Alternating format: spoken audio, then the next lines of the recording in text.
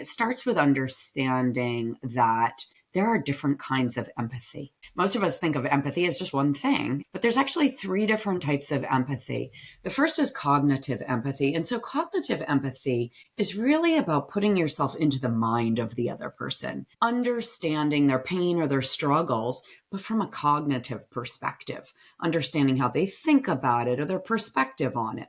This is one type of empathy. A second type of empathy is emotional empathy. And this is really feeling what other people feel, like really taking on the emotions that they're feeling in the situation. And then the third type is compassionate empathy or empathic concern. And that is taking compassionate action that relates to the struggles that have been shared with you.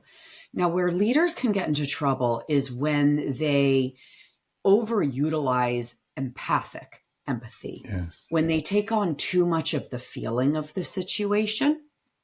And this can happen really sort of easily. You just like sponge it in, especially if you're a natural empath.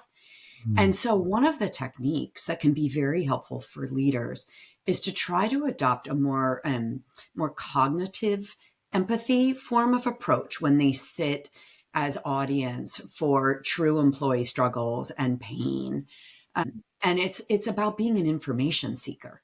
Like that's the way to action that is to ask questions, right? And these questions can help you be a better leader for that person, to provide them with help that is more on target, without absorbing all of that negative emotion and suffering some of the collateral damage that can occur when you do that.